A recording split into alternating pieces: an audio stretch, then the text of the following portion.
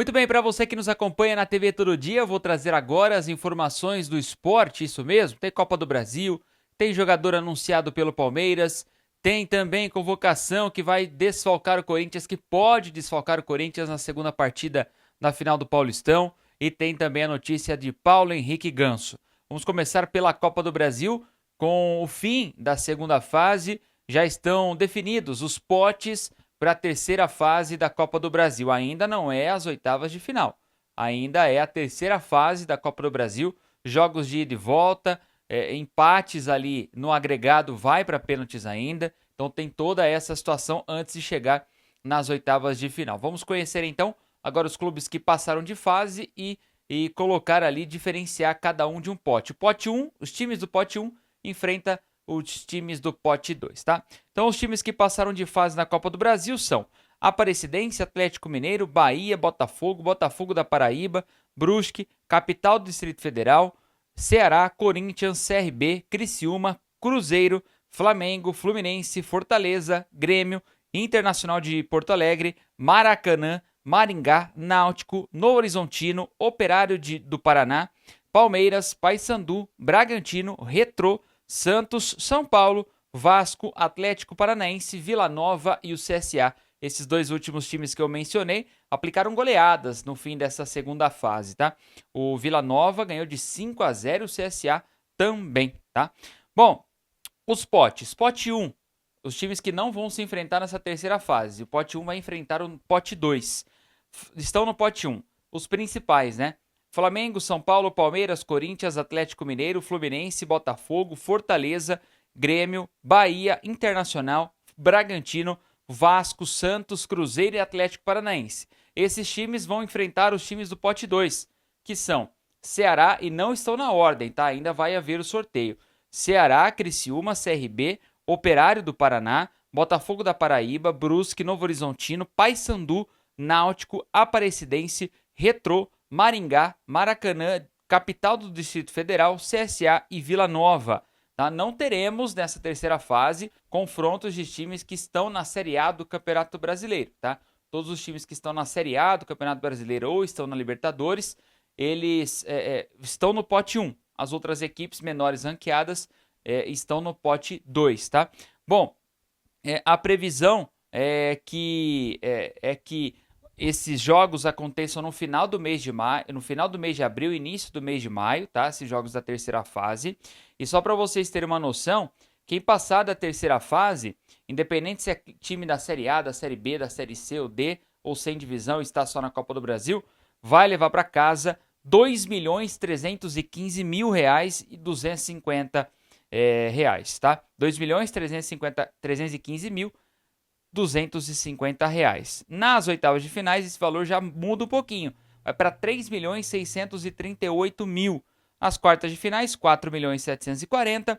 Na semifinal, 9.922.000. E a final, né, o time vice-campeão ganha 33 milhões de reais e o time campeão ganha 77 milhões de reais. A terceira fase de 30 a 21 de maio, as oitavas de 30 de julho a 6 de agosto, as quartas de finais 27 de agosto a 11 de setembro, as semifinais 5 de outubro e 19 de outubro e a final são em duas partidas, né? Serão em duas partidas, 2 e 9 de novembro. Essa é a Copa do Brasil, é o campeonato que mais paga aí na América Latina. Deixa eu falar do Paulo Henrique Ganso. Rapaz, situação do Ganso, ele voltou a treinar e agora vai ter que ficar de fora por mais um tempinho. O Fluminense informou nesta sexta que Paulo Henrique Ganso, que se recupera de um quadro de miocardite, que é um problema no músculo do coração, passou por um procedimento médico e só deve retornar aos treinos daqui a uma semana. A expectativa é de que ele volte a partir da segunda rodada do Campeonato Brasileiro. Em nota, o tricolor das Laranjeiras informou que o procedimento médico foi bem sucedido já nesta sexta-feira. Devido a isso, o atleta ficará parado por 7 dias e depois desse período poderá voltar aos treinamentos no CT Carlos Castilho normalmente, tá? Então, o Ganso está enfrentando esse problema cardíaco, ele já ficou parado aí por algumas semanas, né? E agora tornou a ter que fazer um novo procedimento médico e vai ficar por mais 7 dias, pelo menos, afastado de atividades físicas, tá? Não pode fazer nada, não pode nem treinar em casa. O Ganso tem que fazer repouso e aí depois de 7 dias faz uma nova avaliação e aí sim o Paulo Henrique Ganso poderá de fato voltar aos treinamentos. Bom, duas informações. O Palmeiras finalmente anunciou a contratação do meia volante limeirense Lucas Evangelista. Nascido em Limeira no dia 6 de maio de 1995, Lucas Evangelista é o novo contratado do Verdão. Ele vem com um contrato até o fim de 2026 e dependendo se ele bater metas, o contrato automaticamente será renovado até o fim de 2027, tá? Ele vem numa troca com o volante Fabinho do Palmeiras com o Red Bull Bragantino. O Palmeiras não gastou muito. A contratação dele custará cerca de 24 milhões de reais ao Verdão. Isso porque já desconta ali um valor do John e também tem a questão do Fabinho. Então ficou por esse valor. Ele estava no Red Bull Bragantino desde 2020. Antes ele teve passagens por Itália, Portugal, Grécia e França. Aos 29 anos ele chega no Verdão para brigar por uma posição com Richard Rios.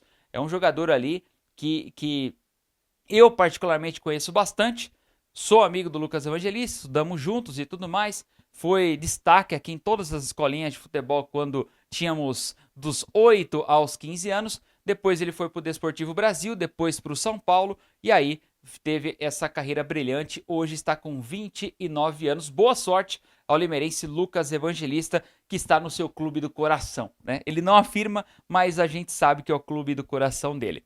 Bom, nesse final de semana, neste domingo, teremos a primeira partida da final do Campeonato Paulista. 6h30 da tarde deste domingo, Palmeiras e Corinthians se enfrentam no Allianz Parque. Terá um show neste sábado no Allianz Parque, mas a W Torre acabou informando que vai tirar a tempo pelo menos a parte de trás do palco, deixando aquela plataforma para que todo o estádio seja liberado e ninguém tenha a visão prejudicada. Então o Palmeiras coloca carga máxima de ingressos. A expectativa é que tenha a lotação máxima, apesar de ser uma torcida única. Então, todos os setores do estádio serão vendidos para palmeirenses. Isso é por isso que a expectativa é grande com relação à lotação máxima.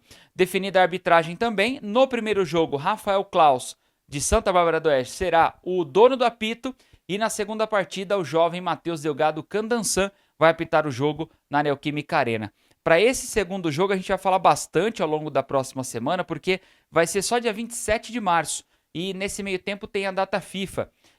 O Memphis Depay foi convocado pelo técnico da Holanda, né? Foi confirmado agora há pouco essa convocação, então ele está nessa expectativa de jogar esses 2 jogos das eliminatórias pela Holanda, lá na Europa, e dar tempo dele voltar para o segundo jogo, né? Primeira partida ele joga normal, depois é que os atletas acabam se apresentando às suas seleções. Então vai ficar nessa expectativa para os jogadores da América do Sul. O Palmeiras tem o próprio avião, vai mandar buscar o Estevão na Argentina antes da delegação brasileira voltar a nosso país.